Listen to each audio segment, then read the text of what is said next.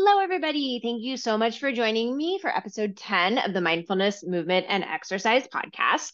Today, we are going to talk about motor skill acquisition. But first, let's quickly recap what we did last time.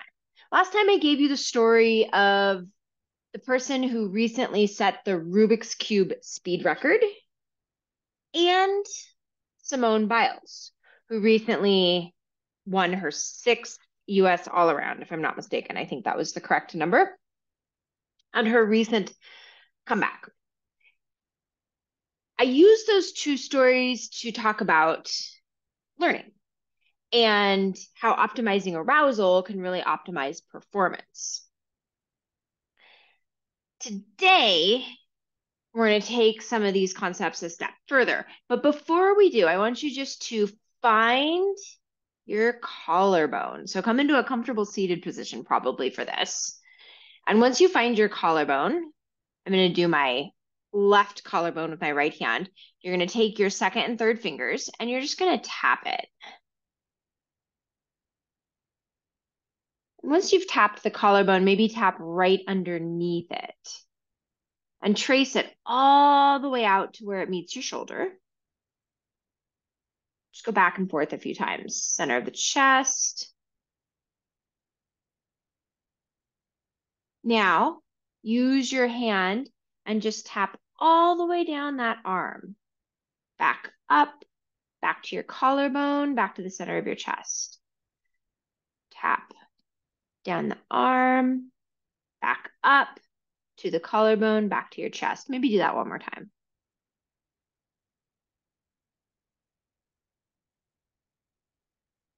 Now go ahead and pause. Take a moment to feel the side that you just tapped. Compare that to the side that you did not tap. Do the two sides feel a little different? They might. The side that I was tapping feels more alive. It feels lighter and like it's more responsive. The side that I didn't tap feels a little less connected to me. Your experience may very well be different. There's no right or wrong here. But if you did experience a change or a difference between the two sides, why? What causes that? Tapping does a variety of things. It connects the mind to the body, to the specific body part that you are touching via touch. Remember, touch is a sensory input, and our body, our brain, responds to that input. The tapping creates vibration. Vibration is super cool, and it occurs at a cellular level. It indicates health of the system. There was actually a paper that I found that was published in 2008, I think, and it looked at research that's being done on cellular vibration and malaria at the Monterey Institute of Technology, or Monterey, the Massachusetts Institute of Technology, MIT. And the researchers have found that cells, red blood cells that have malaria, they don't vibrate with the same frequency as healthy cells. They're stiffer. So vibration is symbolic of health, energy, and life in a way. One of my favorite meditation exercises we'll do next time, but it involves vibration. All right, so let's move on to today and what we're talking about today. We're talking about skill development. How does skill development happen? And what are some of the things that go into skill development? But before we get into that, what are you trying to, when you decide you're going to start working on a goal, on a skill, excuse me, what are you trying to accomplish? You're trying to improve your accuracy of performing that skill. I'll give you a couple of examples. If you're following the lead up to the Olympics at all, there is a US sprinter named Sha'Carri Richardson. And her 100-meter times this season are 10.75, 10.76, 10.9, 10.71, 10.76, 10.97, and 10.65. 10.65 is her personal best. She is one of the fastest women ever, which is very impressive. She's 23 years old. Now, what I want you to notice about those times, I know I read off a lot of them. If we throw out the 10.9 times, there were two 10.9 times. The rest of the times, there are 1, 2, 3, 4, 5, were between 10.65 and 10.76. For those of you wondering what these times represent, they're seconds of how long it takes her to perform a 100-meter dash. So her fastest time, she ran 100 meters in 10.65 seconds. Most of her times are pretty consistent, hovering again between 10.71 and 10.76. So there's 4/100ths of a second of variation within the bulk of her times. She's become a very accurate 100-meter runner. Now, I'll give you another example that might be a little more applicable if you're learning some sort of skill in your movement practice. I'm working on this particular skill in pole called the football grip Aisha. And Aisha is like a straddle handstand, except you're holding onto the pole in a variety of different ways. And a football grip is weird. Your elbows are bent. You have one hand on one side of the pole, one hand on the other side of the pole. It's a very different sensation than I'm used to, but it requires some of the same elements that I've already practiced while learning other types of Aishas. My consistency with this skill is very poor. My accuracy with this skill is very poor. I'm just getting to the point where I can, most of the time, take my legs off the pole into a straddle, but not all the time. And I can only hold it for a second. I can't hold it for very long. So unlike Sha'Carri Richardson, who's performing at the top of her field, I have a long way to go before I achieve any sort of mastery in this skill. But the underlying psychology and neuroscience behind the learning process is still the same, which how cool is that? What determines success? Again, did you do the thing that you set out to do? For Sha'Carri Richardson, did she run the 100 meters faster than the other people that were lined up with her? For me, was I able to take my legs off the pole into a straddle and hold it? Again, very different determinants of success.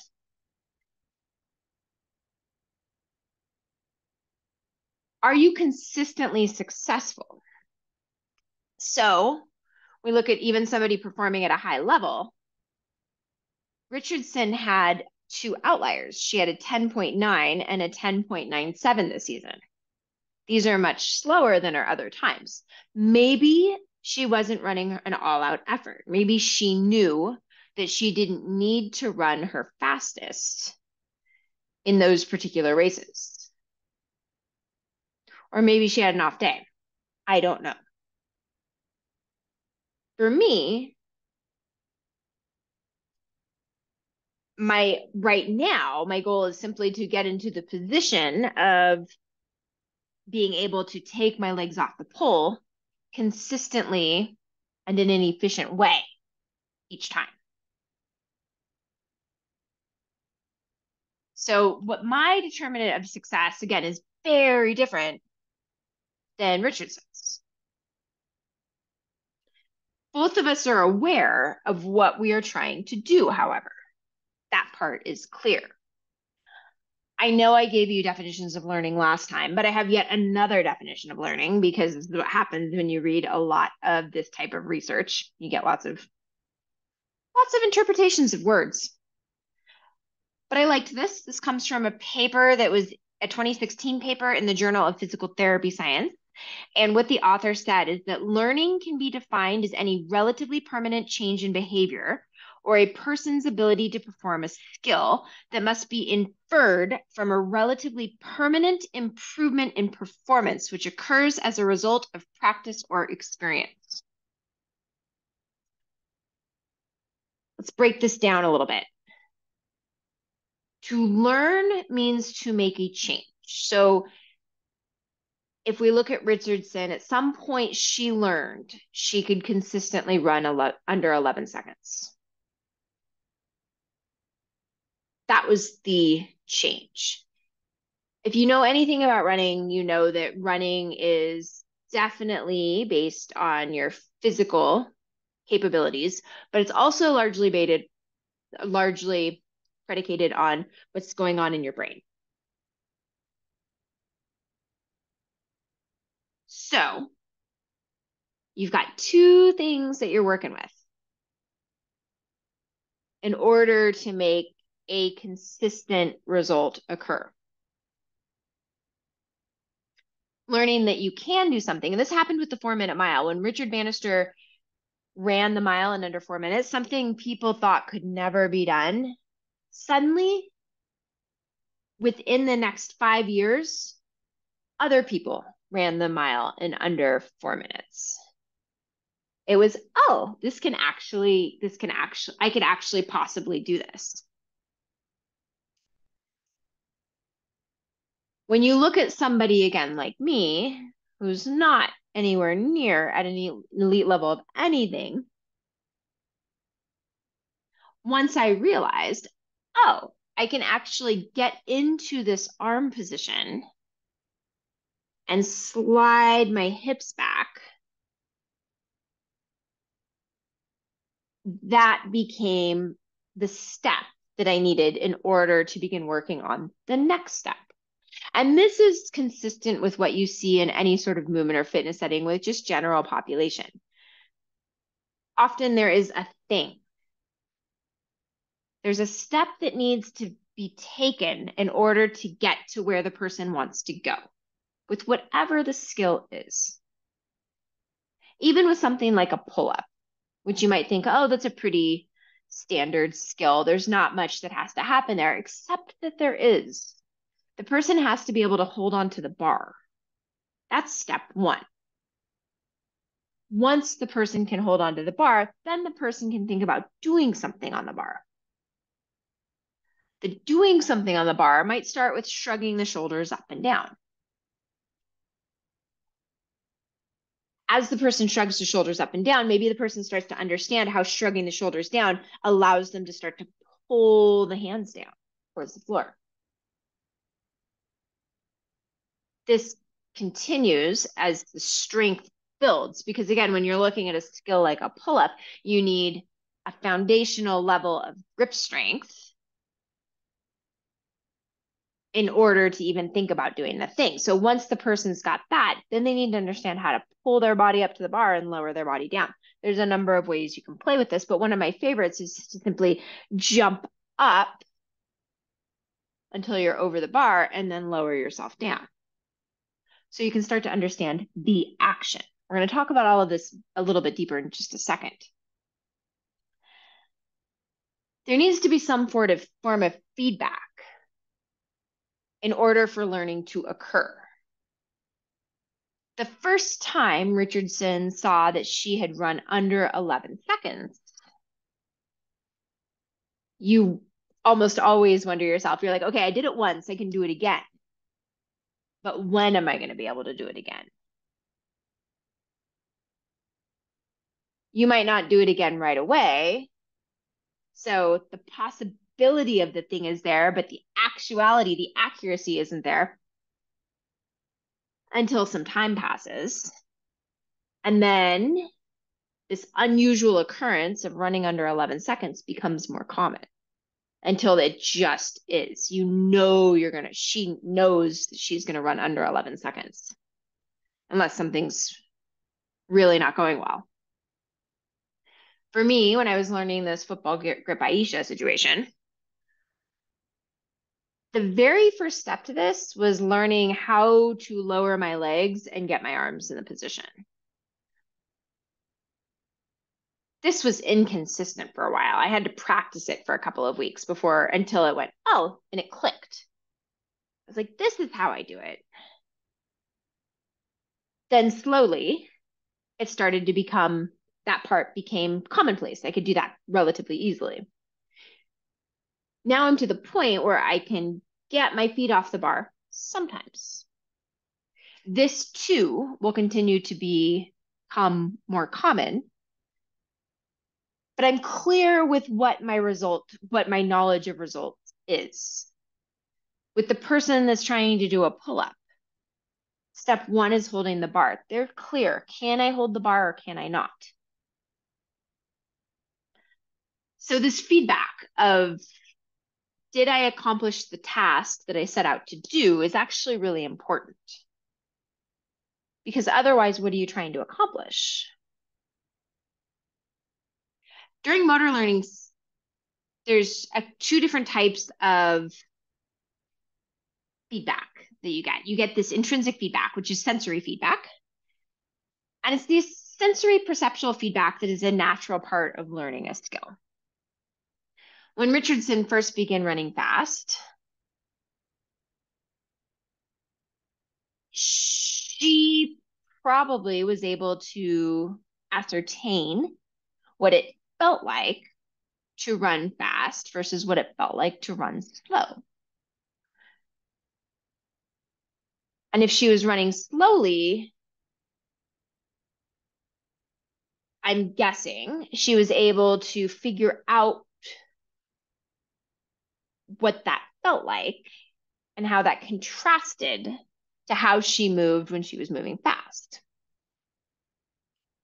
If we look at, again, the football grip Aisha, I can feel when I'm not in a good position with my arms. I can feel when I'm not going to have the support that I want in order to take my legs out. So this is all happening on an internal level. The input that I have is determining the next output that I do, the next movement that I do. The person learning the pull-up can feel internally if they have a grip on the bar that's going to allow them to do anything else, or if they can start to move their shoulders down and up, or if moving their shoulders down and up is giving them more sensory feedback of the hands against the bar. The next type of feedback, so we had that intrinsic feedback, which is the sensory feedback, that's this internal feedback. The next type of feedback is augmented feedback. And there's two branches of augmented feedback. Augmented means to make greater, larger, or more complete. So feedback that is augmented enhances the experience in some way. This intrinsic feedback that I talked about, that's where you can start to find a lot of self-doubt. Oh, I can't do that because it feels this way. Or, oh, this will never feel any different, so I should give up this task. Augmented feedback is a little more clear. Like I said, there's two branches. There's knowledge of results. Did you accomplish the thing that you set out to do? And there's knowledge of process / knowledge of performance. These two terms are often used pretty interchangeably. And that means, did you achieve the task in a way that you wanted to achieve it? Let's break these down. What does this mean? Knowledge of results is pretty simple. Did Richardson run under 10.8? Which is where she's hanging out this season. Was I able to take my legs off the bar in the Aisha football grip, off the pole in the Aisha football grip? Was the person able to pull their body up over the bar to pull up? Simple yes or no answers. And if the answer is no, the brain is super smart. You'll try again, and you'll strategize a little bit differently in order to try and accomplish the task. It requires a lot of focused attention. You have this task that you want to do, and that's what you are focused on doing. You're not thinking about much else. Because if you think about anything else, it's going to take up space. It's going to create that noise that distracts you and takes you out of what you're trying to accomplish.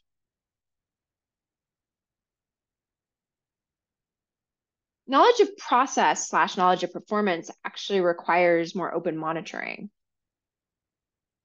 How did I do that thing?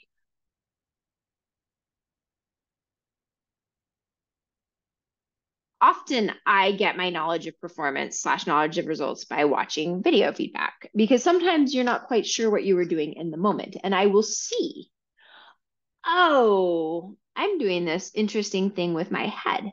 The next time I try to perform the skill, in my case, the Aisha football grip, I will see what happened. Okay, I can now feel, I suddenly have that sensory feedback of this is where I'm holding my head. What happens if I change it? Richardson, if she tries to tinker with her sprinting form in any shape, way, shape, or form, same thing. She might be able to feel in the moment, oh, I did something strange with my right foot. What happens if I do this way? Will that make me more able to accomplish the task easier? Because at the end of the day, when you're looking at knowledge of performance, I'm about to cough. Excuse me, sorry. When you're looking at knowledge of performance / knowledge of process, the entire reason this matters is to make the task easier to do.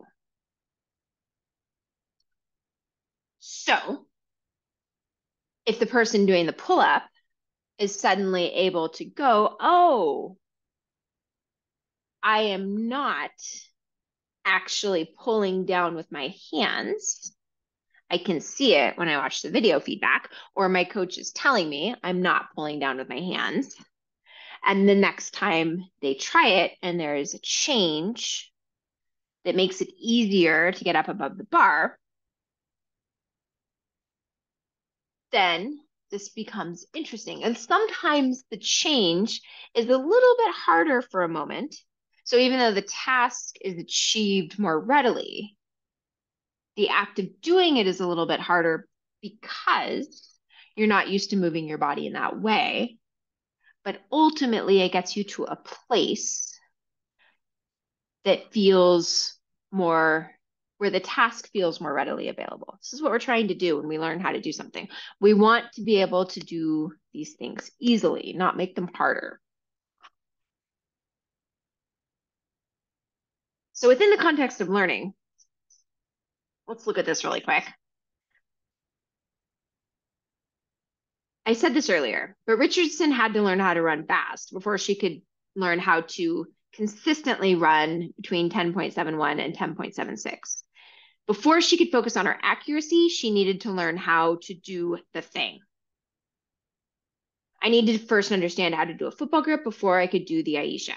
The person doing the pull-up needed to first learn how to hold on to the bar before he could begin working on the pull-up. When you're first learning anything, that first step to learning is clumsy. There is a lot of internal noise that occurs as your brain tries to figure out what signals to send to your muscles in order to achieve the task. And this internal noise just means you don't do things in a way that looks smooth or coordinated or that gives you the results that you're looking for. Your sensory input, your sensory feedback is really valuable. at this point in time because you'll feel that something feels clumsy.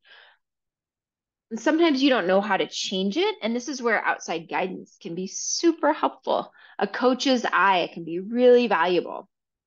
Saying, well, maybe if you bend your knees more, it'll help. Or maybe if you slide your feet all the way out to the pool before you try to open them, it'll help. Or maybe if you snap your elbow down faster, you'll go forward a little faster. Over time, the sensory feedback and the knowledge of results begins to be more closely matched.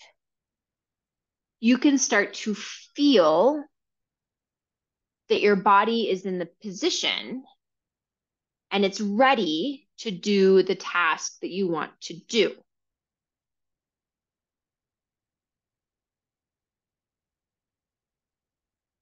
This requires you to be able to focus.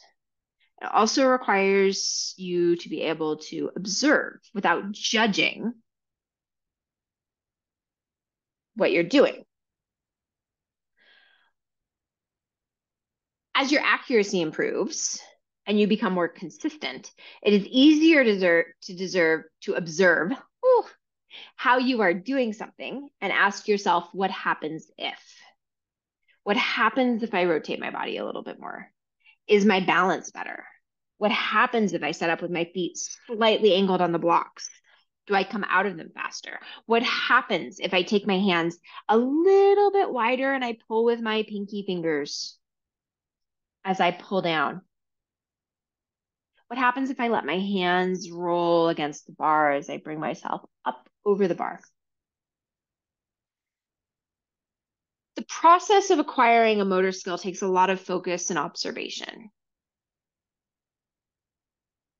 When you focus and observe, what happens?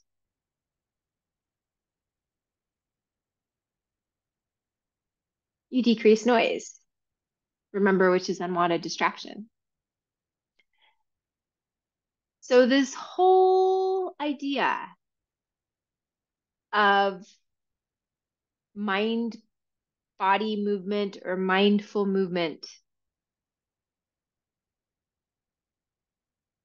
if you are working on skill acquisition of anything, couldn't we argue that that is a mindful action?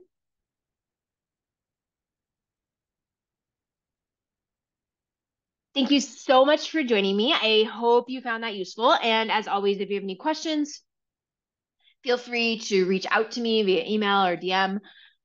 And I will be back next week. I have two fabulous guests coming up, one in 2 weeks and the other one in about 4 weeks after that.